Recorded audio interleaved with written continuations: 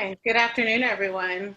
Thank you for joining this discussion from Justice Reinvestment to Defunding the Police, Solutions for a Better World, hosted by the Sentencing Project. The Sentencing Project is a national research and advocacy organization based in Washington, D.C. that works for a fair and effective U.S. criminal justice system by promoting reforms in sentencing policy, addressing racial disparities in practices, and advocating for alternatives to incarceration. I'm Nicole Porter, Director of Advocacy for the Sentencing Project. Today's conversation builds on the decades-long tradition of justice reinvestment, and we will make connections to current demands to defunding the police. One guiding question for today's conversation is how can defunding the police be connected to defunding prisons? Given the current context of COVID-19 and budget challenges that some states are already grappling with, there may be real opportunities at the end of this year and going into next year to close prisons.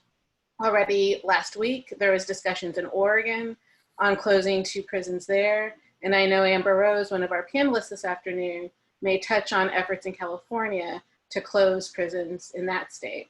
And other states like Colorado and Alabama are looking at prison closures as well. So there may be real opportunity to move money out of the criminal legal system and into investments in prevention and the social infrastructure needed to minimize the nation's current law enforcement apparatus into quality housing, therapeutic interventions for youth, healthcare for all, living wage employment, and so many other ways to build a better community and a better world. So I'll give a brief overview of our speakers today, and we're going to have a dialogue on these questions and other efforts to defund the police in the context of justice reinvestment and beyond. So we're going to hear from Susan Tucker, who's a former director of Justice Reinvestment Initiatives for the New York City Probation Department and co-author of the paper, Ideas for an Open Society, Justice Reinvestment. We're also going to hear from Amber Rose Howard, who's executive director of Californians United for a Responsible Budget. CURB is a statewide coalition of 70 grassroots organizations that is working to reduce the number of people in prison and jails throughout the state, shrinking the imprisonment system, and shifting public spending from corrections and policing to human services. We'll also hear from Kelly Lytle Hernandez, a professor of history and African American studies at the University of California at Los Angeles. Her work guides work with Million Dollar Hoods, a university-based community-driven research project that maps the fiscal and human cost of mass incarceration in Los Angeles. In 2019, Kelly was named a MacArthur Fellow for her historical and contemporary work. And we'll also hear from Mulia Sakala, a senior policy associate with the Justice Policy Center at the Urban Institute, where she co-leads a team focused on criminal and juvenile justice reform. Leah has also researched recent developments in justice reinvestment and can update our conversation this afternoon on efforts in Colorado and other states around the country. So we've developed some questions for our panelists, and we're going to get into a dialogue this afternoon. We also know that coming into this conversation, there are some very provocative efforts or some very provocative questions posed by some advocates out in the community on current efforts around justice reinvestment. And there's this tendency to conflate the original concept that Susan and her co-author, Eric Cadora, pioneered in the early 2000s around justice reinvestment to the Justice Reinvestment Initiative that's been applied recently by some agencies in many states around the country. So I wanted to pose the first question to Susan. Can you share with us this afternoon, Susan, what is the history of justice reinvestment and what do people need to know about how justice reinvestment was developed and the original spirit applied to it or conceived from it? Sure. Thank you. And thank you for inviting me to participate in this discussion of justice reinvestment, an idea that's dear to my heart. And it's really wonderful to be on this panel with other people who are today actively enacting some key principles, I think, of justice reinvestment, which, as you said, was an idea that was developed originally 17 or 18 years ago in the early 2000s which, however, I think is particularly relevant today when Black Lives Matter and others are demanding a radical reallocation of public spending to deal with the country's systemic racism. So justice reinvestment was specifically designed back then, almost 20 years ago, to address what seemed to us two alarming realities about mass incarceration in the US over the past 50 years, which has its roots, of course, in the legacy of slavery. First, that a disproportionate number of incarcerated people come from a short list of neighborhoods, mostly poor, Black, and brown, which have been dubbed million-dollar blocks. This high level of concentrated incarceration means that millions of dollars of public monies are spent every year just to incarcerate people from a single million-dollar block, which is a hard concept to get your head around. Sometimes it's 1 million, sometimes it's 6 million, sometimes it's more. And this is just a fraction of the real costs associated with incarceration, as many of you know.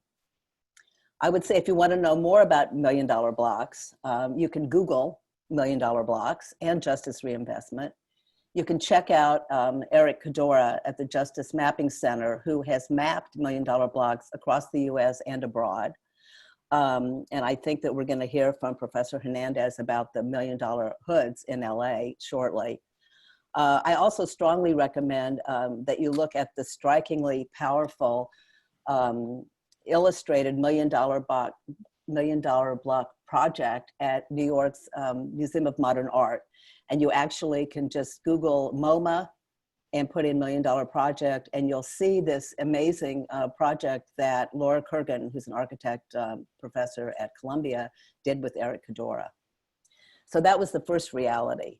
The second reality that we were trying to confront is that these criminalized communities, in these communities, the ubiquitous criminal legal system has really become the predominant institution and infrastructure. So many people are being stopped, arrested, prosecuted, and jailed. This is supposed to be an option of last resort, but instead it's so common, so omnipresent, and exaggerated that encounters with the police, prosecutors, and jailers have become the norm. The constant cycling of people back and forth between their home, prisons, and jails has really become normalized. So these were the two things we wanted to address. So intense is the concentrated incarceration that it's become really an independent variable. And what I mean by that is that incarceration itself and its effects, its nefarious effects, is itself incapacitating individuals, separating and disrupting families, which is an old story for Black people in America, and destroying and weakening community ties, institutions, and resources. The public money and effort invested in incarceration, and I really want to call attention to the fact that it really is a conscious investment in incarceration and prosecution. That money is not being invested in community schools, in healthcare, local businesses, building wealth, salaries, public spaces, the physical environment, or culture. So justice reinvestment was conceived as a mechanism to redress this catastrophe, to repair and repay million-dollar communities for the destruction wrought by disproportionate, racialized, harsh punishment and incarceration. The justice reinvestment strategy was designed to be twofold. First, to radically reduce prison and jail populations and budgets. Second, and I think most importantly, this is the key to justice reinvestment, is to redirect and reallocate corrections monies for reinvestment in so-called million-dollar communities, not in corrections programs or services, but rather to leverage other public and private monies for investment in civil society infrastructure and key institutions. Though if there's time later, I can talk briefly about a justice reinvestment effort that was undertaken by the New York City Department of Probation, which I was a part of, which I would say didn't achieve all of its goals, but still was significant in terms of redoing and rethinking how the Department of Probation does its business. Today, Black Lives Matter, curbs public health and safety budget for California. Similar movements in Colorado and elsewhere are demanding reallocation of public spending and a radical rethinking, undoing and redoing of policing, criminal justice, criminal legal systems and practices. In fact, all economic and social priorities to redress, to cast aside and set right past and present racial inequality and injustice. Last month, I'm almost finished. Okay. Last month, historian Kahil Muhammad concludes an article in Vox about the racist history of policing in the US by saying that what it all means is that there should be less policing, I would say, and incarcerating of Black America, and more investment in the infrastructure of Black communities. And police officers, he said, are not the people to do that work, nor clearly are correctional personnel. If we're serious about living in a vibrant, pluralistic, democratic society that's inclusive, egalitarian, and just, significant and meaningful reparations are a moral and political necessity. Justice reinvestment may be one possible model, one good reparation strategy. Thank you. Thank you, Susan. Just to really appreciate your perspective and you sharing that with us this afternoon. There are so many folks who are with us, and there's a wealth of knowledge in the audience. I just shared some links from Lois Ahrens, who's a longtime activist, and says hi to you, Susan. And but we're going to move on to the questions, and want to encourage folks to pose their own questions in the Q&A as we get to the dialogue and more discussion with the audience later in the hour. So my next question is for Kelly. Kelly, what do we know about recent efforts to support alternatives to incarceration in Los Angeles, in particular your work with $1 Million Blocks, and how these efforts meet the spirit of justice reinvestment?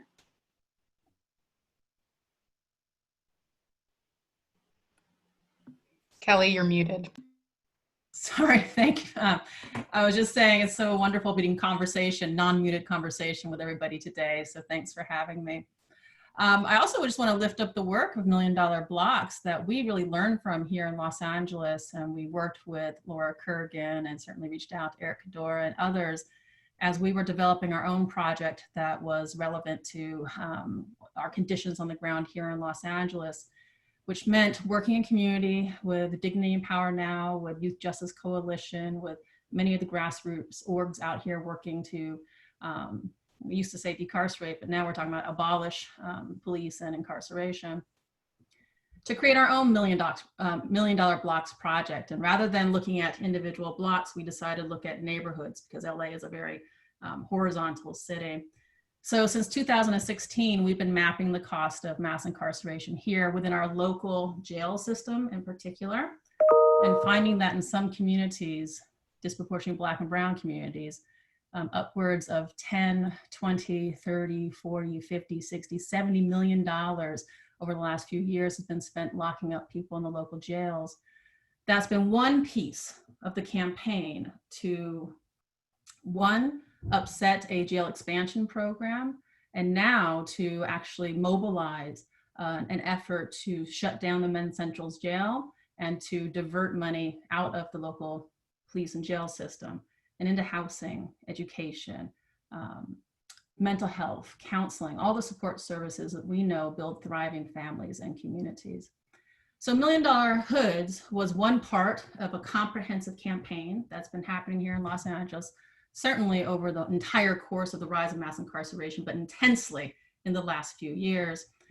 And that has escalated to the point that last year, the County Board of Supervisors was pushed and prodded and pressed into establishing an Alternatives to Incarceration work group, which was charged with really writing a blueprint for decarcerating the city.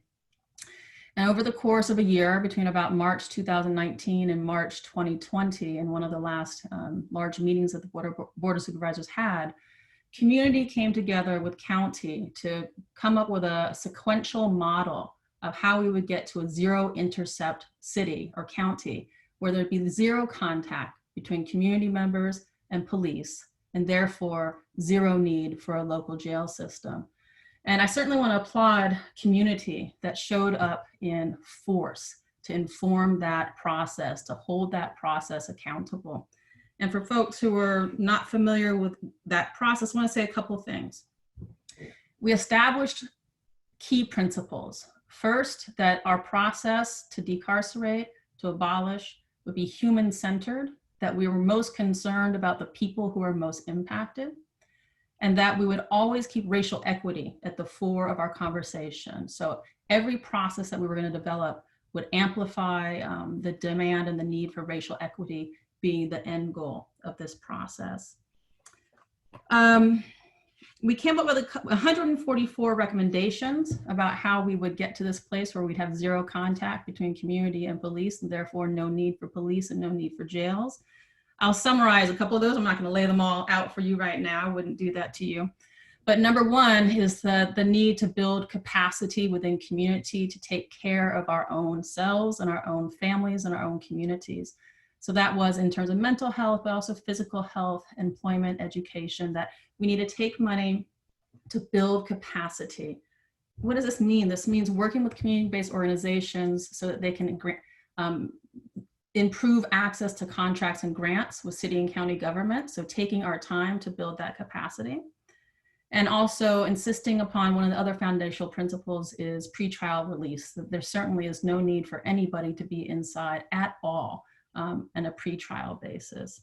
So these are some of the foundational recommendations that we made. And now the county is moving forward with a conversation and a motion about shutting down Men's Central Jail that is coming out of that process. So it's a pretty exciting moment here in LA. We were able to mobilize significantly before the uprising.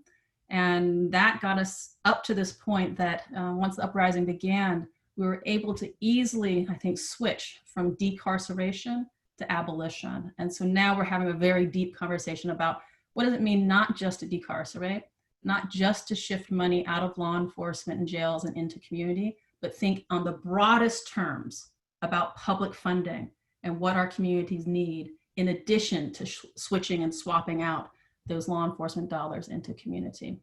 So it's an exciting time to be in LA. Is the process perfect? No. Can we push for more? Absolutely. And this is the moment to do it as our horizons are opening up in this uprising for Black life. Do we need to watch out for the questions of austerity? Certainly, that we cannot simply shrink law enforcement dollars and not shift those over. I think this is a moment to be very, very careful about austerity. We need to be careful about mission creep of law enforcement. We're seeing it happen here in Los Angeles right now that the LAPD had recommended reducing its budget, but simply what that really meant was shifting funds into a community policing program as opposed to moving city funds out of police and into community. And we're gonna have to be very careful about racial equity. Police and prisons are not the only site of racial inequity in the United States. White supremacy is endemic. It touches every institution and system, education, housing, healthcare. And as we shrink and abolish our carceral regime, we're gonna have to be extra careful about what we're beginning to invest in to make sure that we're addressing racial inequities there as well. Thank you so much. Great overview of what's happening in LA. And I know that there are other local decarceration efforts around the country that are happening right now. So I'm sure there are many lessons to learn from your experiences in LA that some of the audience might be interested in and will be moved by. And also there's an effort to sort of connect how the local conversation in LA is feeding into a state conversation around decarceration, around closing prisons down in California and moving money out of state corrections or out of funding towards criminal justice at the state level and into other areas of social services and human services. So that will bring me to Amber Rose and the work that she's doing with CURB. And so I wonder, Amber Rose, I know that already there's been discussion around prison closures in California. So I'm just wondering what strategies you're working on at CURB, along with your coalition partners, around leveraging this conversation into a state budget discussion that might influence reducing state expenses on prisons, and also looking at sort of county level expenditure practices that might be happening in LA and other counties throughout the state. And so specifically that question that I opened up with, what connections can be made to current protest demands around defunding the police to potentially defunding prisons? Thanks, Nicole. Really, really great question. And thanks, Kelly, for laying out all of the work that's happening in LA that's so powerful and so important to all of the things that we're doing. It's not just about taking down systems that we see have been harmful and abusive, specifically to Black, Brown, Indigenous, Native people over time, but building up the type of world that we know works and the type of world that brings us health and safety in a real way. So I think, you know, I see a few questions in the chat about savings, and I just want to start by saying, you've got to remember, our goal is not to save a penny of the money that taxpayers have put into the state, okay? We don't want to save anything. We want to shift spending away from the harmful systems and into systems and infrastructure for community that we know actually keeps people safe. So when we have this conversation about defunding, we're not talking about defunding to save. We're talking about defunding to spend on the right things. So we have to remember that budgets are a statement of priorities. And I think when you look at the California state budget for corrections at $17.5 billion, an all-time high, after lots of work has been put together and put forward to reduce the spending on corrections, we see that it's at an all-time high.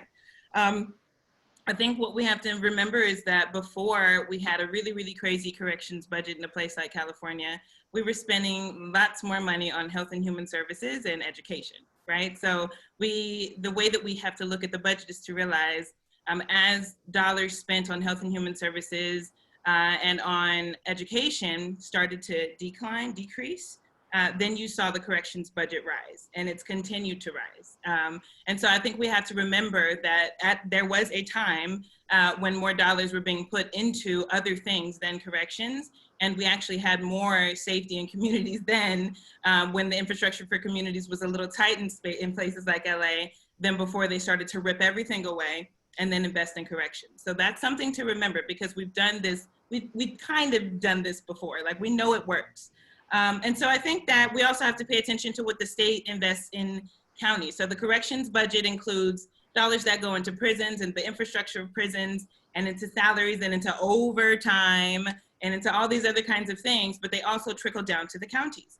In a state like California, in trying to answer the incarceration problem, the state decided to shift people that were living in state-owned cages down to the county level. And so the state had to be responsible for kicking down more dollars. That happened in 2011. And now we're seeing here in 2020 that there's about $125 million that goes down to county probation offices to expand their capacity because of the weight that the state put on county departments to hold this really, really huge incarceration problem. So I think that's important to realize. The state kicks down money to expand the capacity of local corrections. On top of that, the state also kicks down billions of dollars for county jail funding. So for the expansion or new jails to be built in counties across the state. In a place like Los Angeles, which is really great, San Francisco had some great jail fights, but really having to fight at the county level in order to get the county to not spend those dollars on corrections is a huge deal. It took a decade to get it done in a place like LA. And so the state really influences the capacity of incarceration. I think what's important to realize about defund the police is that the police is folks' first contact with law enforcement, and their job is to fill the cages. So when we think about the corrections budget and the more that we spend on creating these cages, on expanding cages, 35 prisons now in the state of California, right? State-owned prisons. And so when we think about the more cages we build, we're going to fill them. So when we think about reducing the capacity of the prison population and actually closing down prisons, that impacts what's happening on the local level. We're not sending more money down from the state to the county for increased corrections because we've reduced the size at the state. And the force of police, I think it impacts the fight that we have against the force of police, because if we don't have all of these cages to fill, we're gonna need less and less enforcement on the ground because we're shifting those dollars. I think that's where the strategies come in that you have to think about. So at the state level, the governor and the legislature, right? They are our targets. folks who control the budget, so the state budget committees. We have to work very hard to center people who are impacted by all of the, from down at the police level all the way up into the state level corrections for all of these police, folks who are impacted by them. So people who have family members who are incarcerated people have to be centered in the work, and we have to build relationships with spaces that would allow us to express our thoughts and our direction and what we know works for community.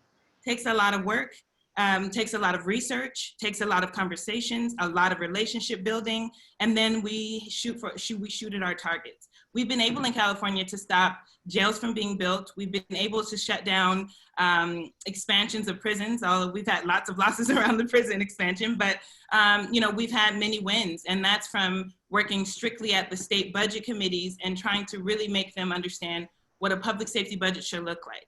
There's a document that we have that Nicole mentioned is a budget to save lives. We worked on this document in partnership with other coalitions who really see our visions, and these coalitions are centered in reducing jail populations, reducing immigrant detention populations, and then reducing state prison populations, all so that we can shut down these facilities, which is where we'll see, where we'll have space enough to shift funding away from corrections. We have to close the facilities. We've got to close jails, we've got to close prisons, we've got to close immigration detention centers, and we have to do that fast because we far too long held people in prison. Since '94, when you started to see structures, sentencing structures really get extreme, we've got people sitting in prison since then who've already served decades and decades and decades in this monster. And so I think we can't be afraid of too much justice too soon. I think that we have to realize the mistake and we have to reverse it, and we have the capacity to do that. LA is a model, but it's happening across the state of California, in the Bay Area, in Sacramento, where folks are decarcerating their jail populations, where they're rejecting state funding for the expansion of jails and local corrections, and then they're building up infrastructure and working with county county electeds in order to shift spending in a real way. There's a way that you can actually plug in right now in Los Angeles, if you're local to Los Angeles. There's a Reimagine LA County campaign that's happening right now, trying to get on the ballot a measure that would reallocate permanently 20%, about $1.6 billion this year of locally controlled revenues to go into community-based supportive systems. So that's a way that you can plug in Los Angeles, and you can plug in with CURB because we are always plugging ourselves in with work happening across the state, trying to make sure that folks understand their local budgets and understand the work that we imagine for reinvestment. Again, we're not trying to save a dollar, we're actually trying to reinvest it so that we have a public safety model that actually works. And we can do that. When we fight, we win. It's been successful in spaces that CURB has been in since 2003. And as long as we put up a fight against spending on corrections, on reducing a $17.5 billion state budget, on rejecting funding for more infrastructure for prisons and jails, we will win. We just have to continue the fight. I'm pretty long-winded, so thank you for listening. You have so much to share, including an enthusiasm for advocacy and organizing. So I'm quite sure that folks are interested in what you have to say. And you know, just offer some very grounded ways to think about taking next steps around demanding prison closures and moving money out of corrections and the criminal legal system into other areas of social policy. So it's critical what you just shared. I have some very provocative comments and questions in the chat in reaction to your comments, Amber Rose. I want to encourage folks who want their questions asked to pose specific questions in the Q&A, and we'll get to them soon. But I did want to connect with Leah about the work that she's done recently, particularly around recent efforts to implement justice reinvestment. We know that this conversation started with Susan's work Susan and Eric Cador's work in the early 2000s, but since then there's been other attempts to apply justice reinvestment through other efforts, and wanted to hear from you, Leah, around recent research that you've been doing to document that. Yeah, thanks for the question, Nicole, and thanks so much for the honor of being on this incredible panel of folks, and thanks to everyone who is joining. some of the work that we've been doing at the Urban Institute has really aimed at documenting what are all of the different ways that communities are harnessing and leveraging and capturing public funds to invest them deeply in community, to advance public safety in ways that don't involve police, prisons, jails, and community corrections. And I think we've already heard some incredible examples from Amber Rose and Kelly about how this is looking in California. But I wanted to outline three kind of general models that we've seen in the ways that this has played out in communities, largely local jurisdictions, but also some state jurisdictions around the country, because in doing this work, we have a lot of lessons learned that we can build on. The first model is exactly as Susan described, this idea of reinvestment, so enacting justice reforms to create savings. And there are some strong examples of how this has worked not only to capture and leverage dollars, but also, I saw Nicole dropped in the chat some of her work on closing prison facilities. We can think about buildings and land and the kind of physical manifestations of mass incarceration as also assets that can be repurposed and leveraged in ways that can serve communities. The second model is direct invest divest, which has been in a lot of headlines recently, and Amber Rose just mentioned that it's really shifting money directly from law enforcement and prisons and jails, and not saving that, but reinvesting it directly, deeply in communities and building really a community infrastructure to provide that care. Then the third model is creating new streams of public investment, which can include everything from leveraging federal resources in new ways to things like what Oakland did to create a new parking tax that guaranteed a 10-year stream of money to go right to support violence prevention and intervention programs. And a lot of jurisdictions and communities are blending these models in creative ways to really build that, that community infrastructure to provide safety in ways that don't involve surveillance and control and punishment.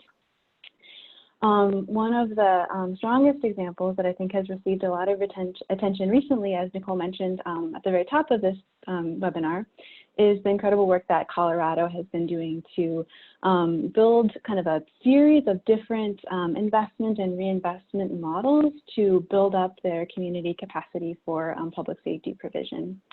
And the first piece of that work is the Work and Gain Education and Employment Skills Program, or WAGES program, that was created by legislation in 2014 to fund community-based organizations to provide reentry support services. And many of the organizations that are providing these services are run by people with direct justice system experience. And so the initial grant was $1 million that came from the Department of Corrections budget. And the program is administered by an organization called the Latino Coalition for Community Leadership that not only kind of moves the money into these community organizations, but really focuses on supporting them and building their capacity as a cohort of community providers who are meeting people where they're at and providing really essential community safety and support services together. And so it's focusing not as much as a kind of transactional grant in terms of the state paying individual providers for their services, but it also is building on the layer of really creating an infrastructure that can be sustainable and move the work forward. The success of the WAGES program led to a subsequent program that was passed more recently, the Transforming Safety program. And that's really a more direct model of deep investment in specific communities that have been most impacted by over-policing and over-criminalization, and that is guided directly by the people who live in those communities. And I actually saw in the chat someone mentioned Colorado Springs. The two communities that receive split $4 million per year are North Aurora and Colorado Springs. And there are planning teams made up of residents in those communities that decide priorities for how that money is allocated. And there are also small business loans that are available to support community development in those places. And I think the example of Colorado really shows what is possible when advocates, and big shout out to the Colorado Criminal Justice Reform Coalition for their leadership in getting these programs off the ground and up and running. What happens when state dollars, a meaningful amount of state dollars, are really deeply invested in communities and can be guided by people who are closest to their own needs and situations and can target them appropriately. And importantly, the importance of investing deeply in grassroots leadership to focus not only on service provision, which is an essential part, but also really building the capacity of communities to advocate for and participate in budget decisions. So those are just a couple of examples, and there are lots more that I'd be happy to share, but to put a little bit more of some concrete terms on how this can look on the ground. Thank you so much, Leah. Morgan, can you bring us all on the screen? But I want to pose one last question to all of the panelists, and then we'll open it up to the Q&A. Been some very provocative questions and comments that have come in the chat and in the Q&A that just speaks to sort of the energy I think that this topic overall surfaces from reformers and community organizers and general community members as well. So is there a way for us all to come on screen together? Everyone's on the screen. Oh, all right. I had to change the setting on my end. Thank you. Okay, so my last question before we get into dialogue, get into discussion with the audience is, and it's sort of that central question that I included in my question to Amber Rose, but as credible efforts to defund the police get adopted around the country, and there's been some movement in the last couple of weeks, what lessons from justice reinvestment should organizers and activists consider? And I want to add on to it, how can we move or amplify calls to defund the police to also include defunding prisons?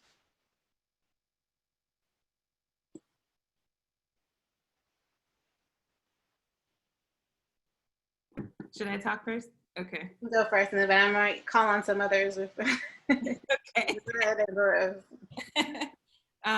Yeah, so I mean, I think that we have to, again, make sure that we're looking at budgets and how money is allocated, not in just looking at how much is being spent on corrections, but really making the comparison and how much is spent on health and human services and on other supportive services that actually grow the infrastructure of community. When we talk about reinvestment, we're also talking about housing. We say the word community so much that we forget people have to have stable and permanent places to live in order to build community. So, housing and permanent housing is also where we're talking about defunding. But I think that some of the lessons that we can learn are definitely that we can't leave people behind in this idea of justice reinvestment. I think that there's been efforts to change things in the past, and there's been consistent effort to keep some people away from receiving the benefits of the kinds of things that we'd like to create or that we are creating. So folks who have served time or are serving time for violent or serious offenses are always left out of the conversation. Folks who were serving the most extreme sentences in the state of California, like folks who are on life without parole and 3 strikes, are constantly left out of conversations when we talk about decarceration and reinvestment. So I think a lesson that we have learned is you can't create things that you'll have to try and go back there and tear down. And part of that is making sure that no one's left behind. I think that we have to remember we're talking about the sake of humanity here. We have to also remember that we're not moving from a lens of punishment, we're moving from a lens of care. And that means that we have to consider everybody's humanity who's impacted in this. I think that we have to realize the goal of public safety is to prevent harm and to be able to provide healing as a response to harm and in prevention of harm. And then making sure that we build up the infrastructure of community so that community can hold that safety in their own hands. And so that's what we're trying to build toward. And I think that, yes. Oh, I just want to, I want to thank you for your comments and what you're offering, and then wanted to see if Susan, Leah, or Kelly had anything to add to before we get to other questions from the audience. I can speak just briefly. I really appreciated, well, all of your comments, but I particularly Kelly's sort of list of cautionary lessons, I guess I would say. And I think one of the big challenges is making sure that, as Amber Rose said, the money that's, quote, saved doesn't go back into the general budget, and that it doesn't go into other corrections programs. Even though I worked with one that, you know, I think made a good effort to use its own money for a totally different approach to probation. But I think, you know, it's much easier, and I think this is one of the problems with the criminal justice initiative as opposed to the criminal justice idea, is that it was easier to get consensus, and it was a consensus grounded project, which often, you know, reverts to the lowest common denominator. It was much easier to transfer money to probation or parole or other kinds of, you know, community control, AKA supervision, than it is to put money into schools, for example, and into healthcare, and into jobs, and into housing. And some early justice reinvestment initiatives in Wichita, Kansas, and in Rhode Island, and in Connecticut actually made more of an effort to partner with community development finance institutions and with housing development corporations, which was really a more direct way of trying to get that money into real infrastructure. Because I think the focus, and this is the last thing I'll say here, is really has to be on systems and institutions and not just on individuals, which, thank goodness, there are community-based organizations and NGOs who are helping individuals, but individuals aren't the problem. The problem are these systems and this infrastructure that is failing and has been weakened because of corrections and other things in these communities. Thank you for offering that, Susan. And there was a question offered by Michelle Deitch, who some of you may know, a professor at the University of Texas. I studied with her many years ago, who had a question, or who had a comment related to Justice Reinvestment Initiative and the distinctions between the original concept of justice reinvestment. So I posted a critique that Susan and I co-authored along with 11 other co-authors. So you can tell a lot of work went into that paper several years ago that offers an analysis of Justice Reinvestment Initiative and shifts in the application of JRI that departed from the concept of justice reinvestment. So I offer that to the audience, and it's something for us to continue to think about, and thank you for offering that, Susan. But Leah and Kelly, before we move to some of these questions from the audience, did you all have anything to add?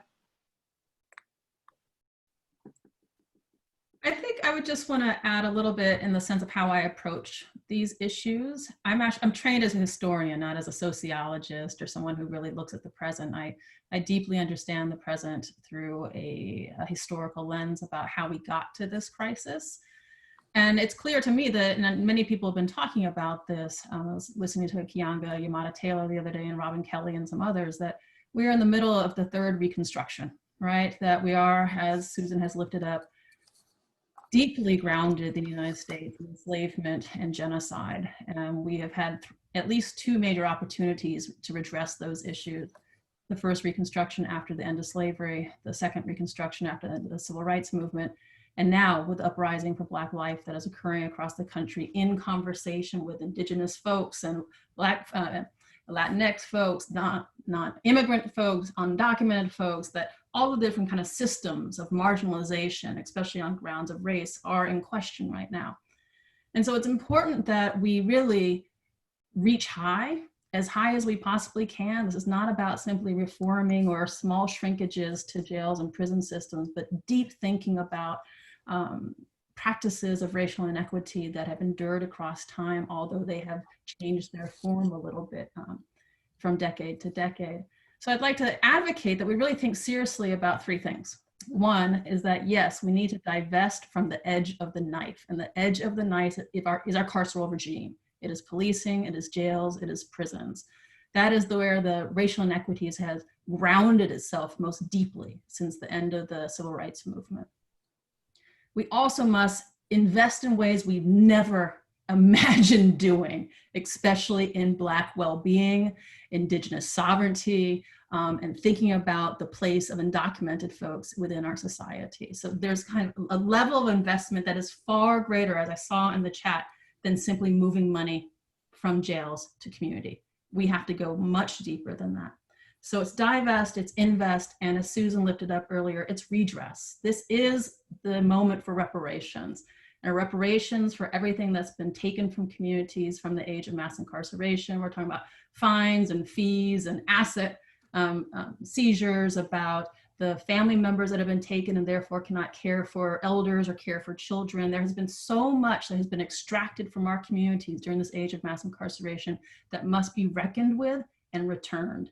In addition to that, we have got to deal with Jim Crow. We've got to deal with enslavement, the accumulation of wealth inequity that has happened over time, the damage that has happened to all of our families through racial violence. And I'm talking about white folks as well, have been damaged by racial violence in this country, the way it has wound into white relationships and white families as much as it has for Black folks and everybody else. So those three things, when you look at it from a deep historical perspective, we must divest, we must do it now. I'm going to start with the edge of the state, but it must also continue into all of our systems. We must invest in profound ways that right now we can't even imagine possible. And we must redress the deep history of white supremacy in this country. So I just want to leave us with those three pieces. And thank you for doing it. Thank you. Leah, did you have anything to add before we get to some of the questions from the audience? I was trying to think of what I could possibly have to add to that, and I think the only thing is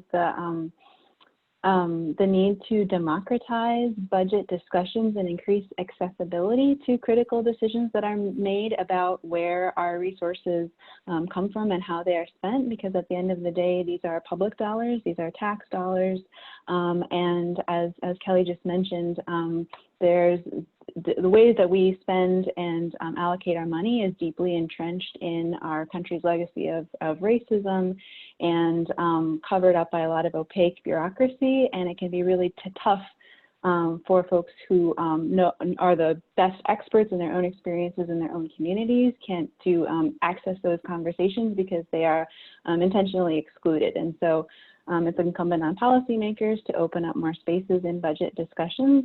And that requires kind of really thinking about the system as a whole, but then identifying each entry point from law enforcement all the way through corrections budgets and really finding opportunities to tap communities into those discussions and make sure that budget decisions are really reflect the priorities of a community and are allocated in ways that meet the needs of the people that they impact. Thank you. Morgan, are there any questions that you want to start us off with? Sure. Let's just go ahead and start with the people who disagree with this. And I'm just gonna, there's been a bit of pushback, but I think this person summarizes what a few people were feeling. So this is from Terry. She says, how does this make a city safer by not locking people that will surely hurt again? Do you want to keep them robbing you or worse? I can't understand why you want to get closed jails, prisons, and keep people that will possibly rape, murder, steal, and many more horrific actions that may occur. I realize that 501c3s are always trying to find funding for their needs, but going after agencies' budgets are frankly wrong. There's been a lot of comments and questions that reflect that line of thinking. So, but I'm so glad that there are folks in opposition to this who joined this conversation today. So I just want to open it up to any of the panelists to respond.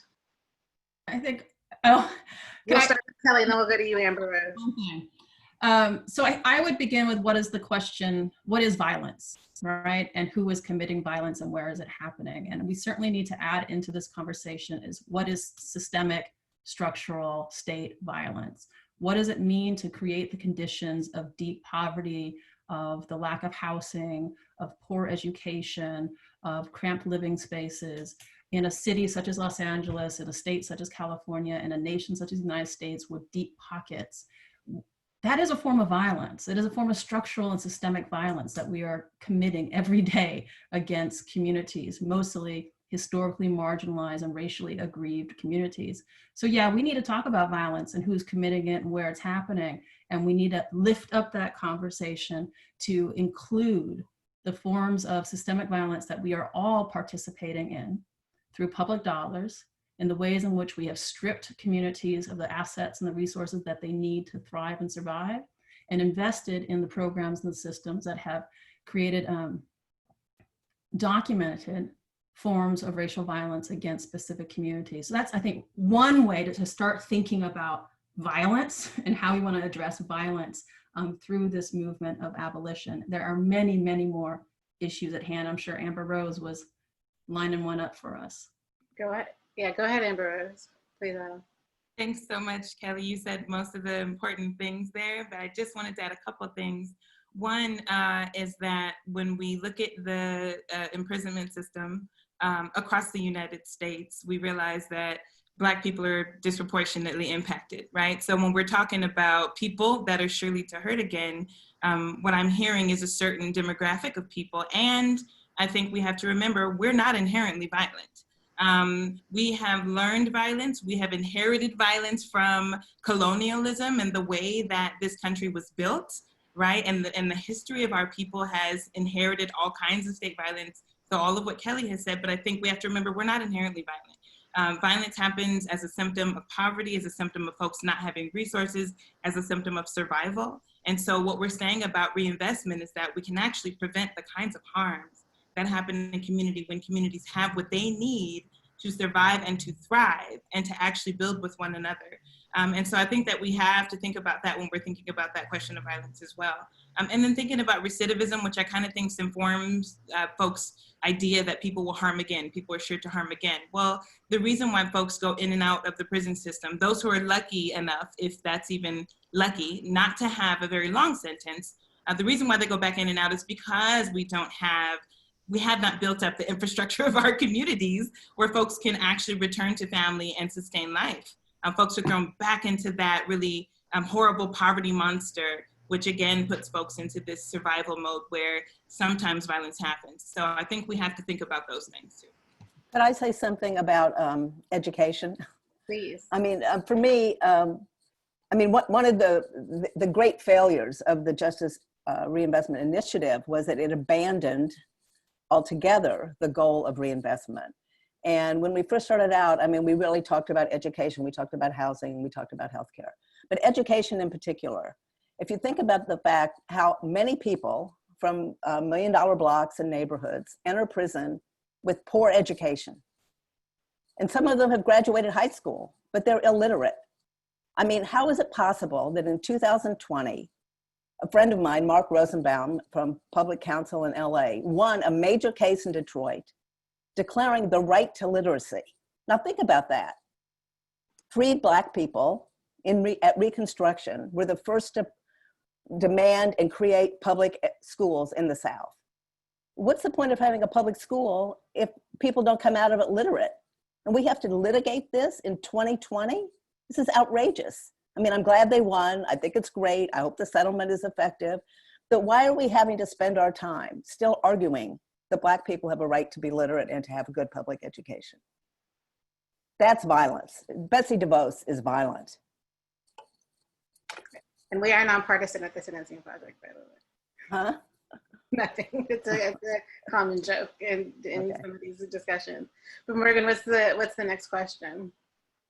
This is from Michael. He says, I heard the panel say there will be no need for the police. Do you see a role for the police whatsoever? Are the police engaged in your current work? And then I just wanted to tag on another person's question asking about corrections officials and will they still have guaranteed employment if prisons are downsized? Well, this is the essential issue with the justice reinvestment, the concept of justice reinvestment, and then it being co-opted by interest groups, including corrections officers and I guess other law enforcement constituencies like police officers who are much more organized and who are better positioned to be engaged in these budget conversations when there's any real discussions or credible opportunity to be reprioritizing savings towards some other area of social services. But does anyone have a response to that?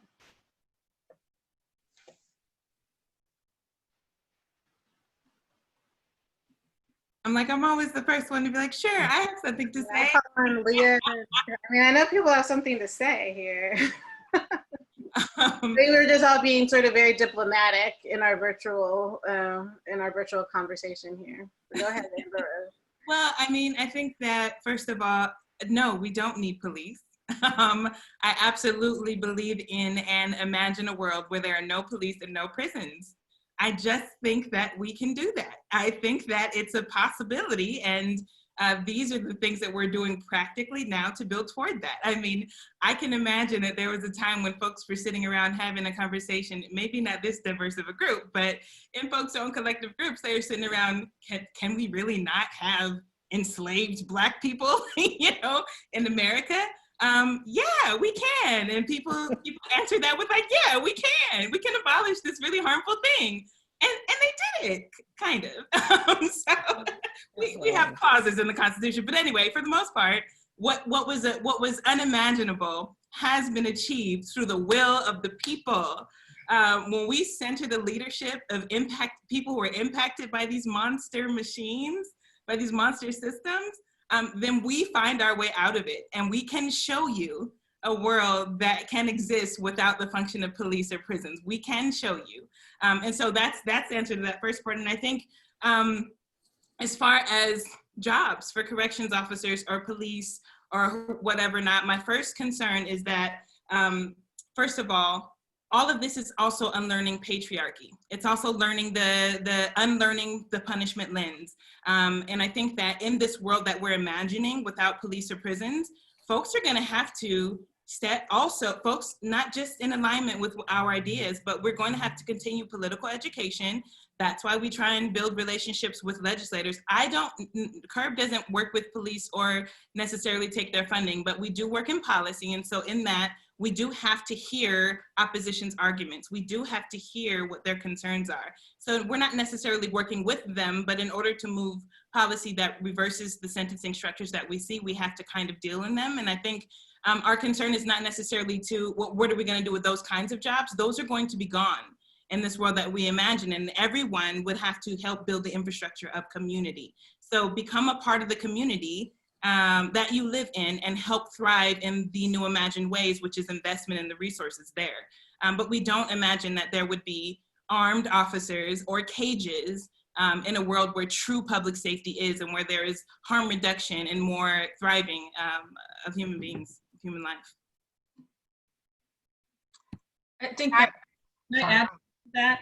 I think that's so smart. Thank you, Amber Rose, for all of that, and especially the critical importance of always centering the voices and the ideas of people who've been most impacted. We cannot say that enough.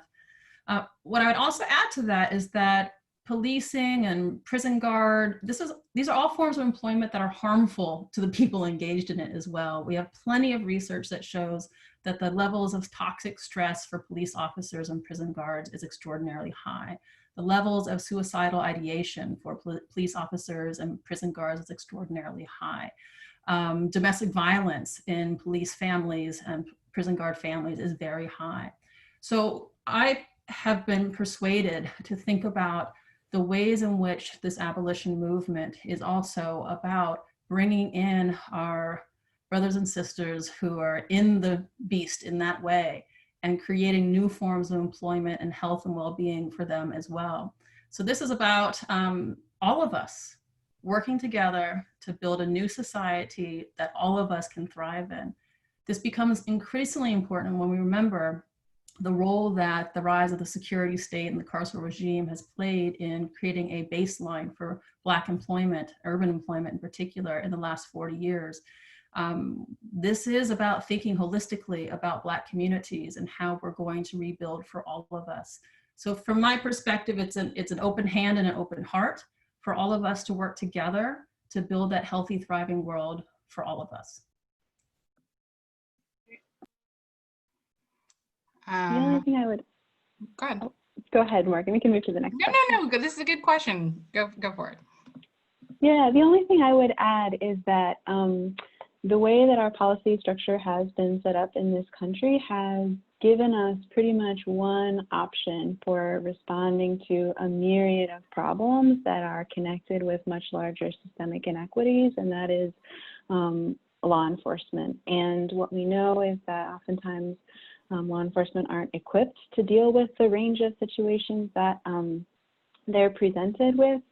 And because that's what we know, I feel like it's really easy to default to that. But I think this is a moment where we can really exercise our political imagination as a nation and really try to name specifically what our public safety needs are in any given context, and then try to be a little bit more specific about what solutions we would like for those problems. And they look different in different places. And it's going to be messy and it's complicated, but I think that's the work that is really incumbent on all of us to do, and we have a lot of information to build on to inform our thinking. Thank you, Morgan. How much time do we have? How much time do we have for any more questions, do you think?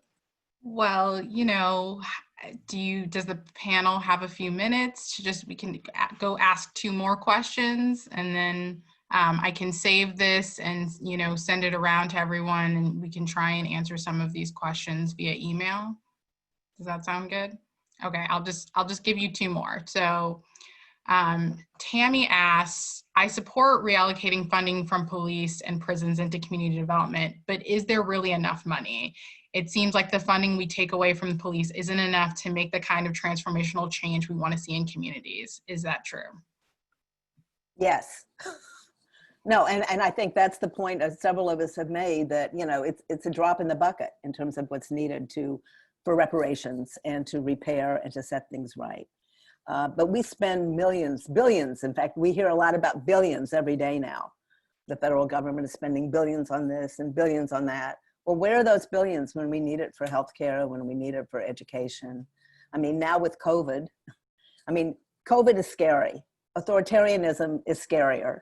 And thank God, or thank whomever, for Black Lives Matter and all of you doing this work, because this is encouraging. I mean, this is optimistic. But I think that massive amounts, it's not just money, right? I mean, money's part of it, but massive amounts of money and energy directed in the right way is crucial, and we don't have time. I mean, we have to do it right now. This can't be something that gets put off.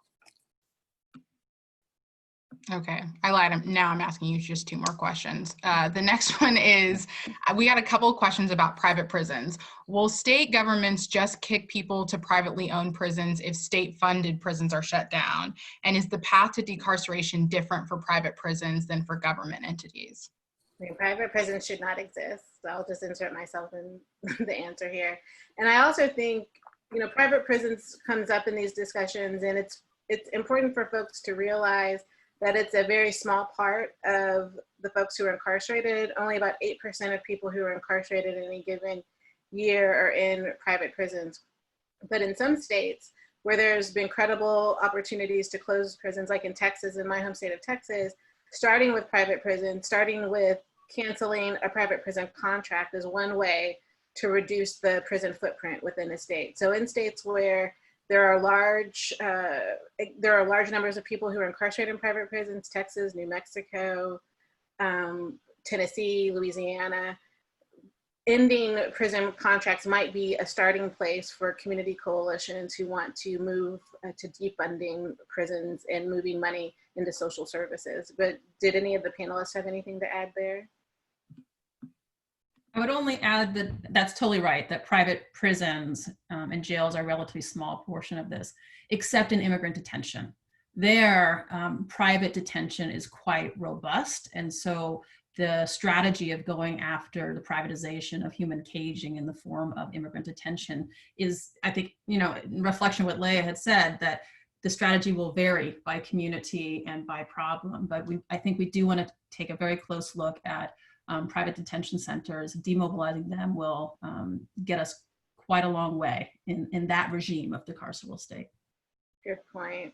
Good point. The only thing I would add is that even if facilities are privately run, they're run with public dollars. And to the extent that these conversations are about how our public dollars are spent in our name in the service of public safety, those have to be included as well. And the last question is, how can we get the great ideas that you've all been talking about translated into policy? Do we need new legislation, for example? How can we all join in to actually move the needle?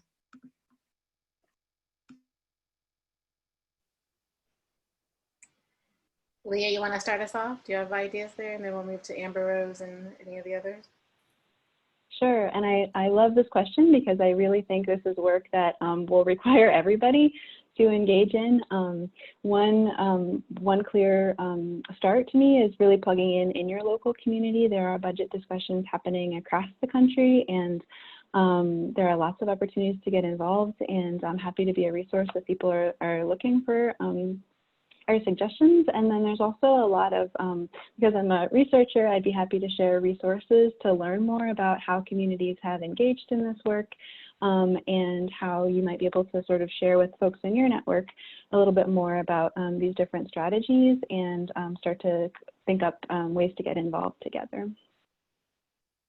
I'd like to mention an initiative actually of the Sentencing Project, I think started by Mark Maurer, which has to do with racial impact analysis, which I think is really crucial. Every single public policy and practice, whether it's educational, economic, employment, healthcare, we have to look at the racial impact. We have to look at the gender impact. We have to look at the class impact, or as Kimberly Crenshaw would say, the intersectionality of all of these impacts. Because while everything is permeated now by racism, and if we want to try to ameliorate that and undo it, we have to look at it, and we have to ask that question across the board. And I would just lift up, you know, I don't know everything that's happening across the country, but certainly the movement for Black Lives is now moving into the electoral space. And so I would look for the work that they're doing with the Working Families Party to support candidates and local campaigns across the country who are committed to doing at least two things: defunding or significantly reducing and shrinking investments in policing, and shifting those funds over to most impacted communities, Black communities in particular, and finding new funds to put there as well. So I would go to the website, Movement for Black Lives. I would look up the electoral campaign tabs and follow what's happening in your local community to get people elected, really, because law enforcement in the United States is largely localized, right? And everybody has the opportunity to get involved in their own community and responsibility. And I would say yes to both. Yes, we need new legislators. We need folks who have new energy and have an understanding of what the community really wants. So yes, it's going to require replacing some folks when it's time for elections. So folks who have the ability to vote, do that. If folks don't have the ability to vote in your areas, unlock their vote, do some advocacy and change that. And then also, yes, it comes to changing policies. We've had to incrementally build to a place where we're able to talk about closing prisons in California. And we've done that by changing sentencing structures, repealing sentencing enhancements, fighting to lose life without parole sentencing, ending really long life-term sentences, normalizing governors' commutations. So yes, there are lots of things that we can do in policy to move toward this goal of reducing the carceral capacity. And as moderator, I'll have moderator's privilege and take the last, offer some of the last statements, including that folks should feel free to stay in touch with the Sentencing Project around this. I work with state and local organizers all the time, and welcome you all to reach out to me directly, any of the audience to reach out to me directly if you want to figure out practical ways to move this forward. If you're a lawmaker working for a state legislator, or if you're an advocate and wanting to figure out, practical organizing goals to mobilize around this fall and going into 2021, we're here to support you. And very encouraged by the work Leah is doing, who is also offering to help be a resource too. So we will be sharing the recording of this conversation, as well as many of the links mentioned. We are saving the chat. I don't think the audience can save the chat, and I'm happy to share the chat with anyone who wants it. It's a public chat, so I think you can share the PDF with anyone who requests it. So again, looking forward to the audience connecting with us after this conversation ends. We want to be working with you, and we want to be moving some of this conversation into practical steps that people can organize and mobilize around. So thank you all, to the panelists, to you, Susan, Amber Rose, Leah, and Kelly. Thank you for your time and your wonderful comments and the work that you all are doing around the country. Thank you. Thanks everyone. All right.